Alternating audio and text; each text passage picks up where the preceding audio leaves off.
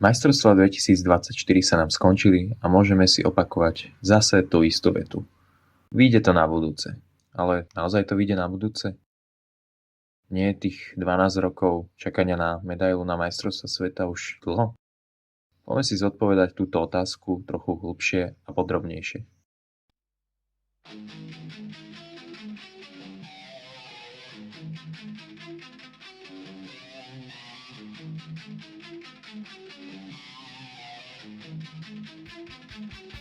Samozrejme nechcem prebehnúť všetky šampionáty v roku 2012 až po teraz, ale chcem spomenúť šampionát v roku 2017, ktorý sa konal vo Francúzsku, kde nás viedol reprezentačný tréner Zdeno Cíger a tieto majstrovstvá dopadli pre nás katastrofálne.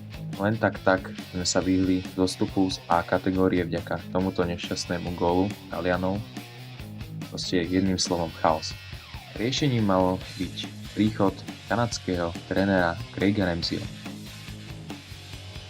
Na Ramseyho sa hneď valila kritika, keďže ľudia si spomenuli na prvého kanadského trénera, a to Glenn Hanlon, a mal na starosti práve tým plných hviezd na majstrovstvách sveta 2011, ktoré sa konali na Slovensku, a s týmom, ktorý mal mená ako Gábory, Emitra, Osa, Šatan a ďalší, nedokázali postúpiť ani do štvrťfinále.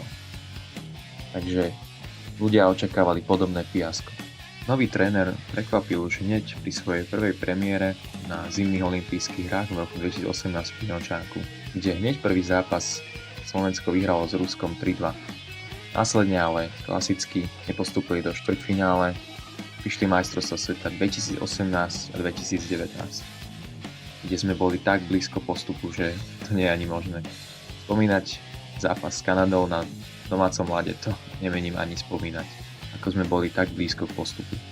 Môžeme sa ale presunúť na majstrovstvá sveta 2021, kedy nám to konečne vyšlo. Po 8 rokoch sme postúpili medzi top 8. Tam sme ale dostali debakel od Američanov 6-1 a tak sme sa rozlúčili hneď z turnaju. Prišla ale veľká udalosť. Do Pekingu vycestoval tým s skúsenými hráčmi, ale aj s mladými hráčmi na čele s Nemcom a s Jurajom Slavkovským. Nikto nečakal nejaký veľký úspech. Len doposiaľ naše maximum pod týmto trénerom bol postup do štvrťfinále. Nakoniec sa stal len bronzový zázrak v podobe zápasu so Švédmi, ktorý sme vyhrali a získali sme tak historicky našu prvú olympijskú medailu v ére samostatnosti. Po olympijskej eufórii prišli majstrovstvá sveta 2022, kde sme tiež siahali na postup v semifinále. Žiaľ, Fíni otočili v domácom prostredí z 0-2 na 4-2, tak sme sa rozlúčili s turnajom.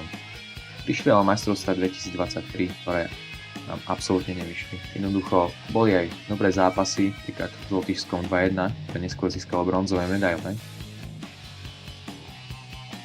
A tohtoročné majstrovstvá sveta v Česku? Čo je? Že je. Náš cieľ bol jasný, postúpiť medzi top 8. To sa nám podarilo, ale keď sa pozrieme na našu hru, ktorá sa zlepšila oproti minulým rokom, tak jednoducho už to nestačí. Našu hru čítajú veľmi rýchlo naši súperi, jednoducho naša hra by sa mala ešte trochu zmeniť. Jednak by sa malo jednať o výmenu trénera. Ja si myslím, že Craig Ramsey už nebude budúci rok, nebude náš tréner na trénerskej lavičke, ale ja si myslím, že ešte potiahne olympijskú kvalifikáciu. To bude ale tým hodným nástupcom. Naša mentalita. Už sme si zvykli, že prehrávať vieme. To je pravda. Dokonca už vieme tie pocito postupovať do štvrťfinále, ale stále nezvieme zvládnuť tento dôležitý zápas.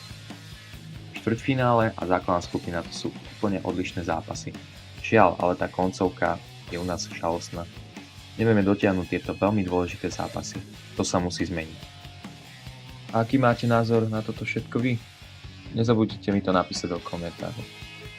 Opäť, ak sa ti páčia tieto videá, rád ich sleduješ, budem rád, ak zvážiš odoberanie tohoto kanálu. Čau.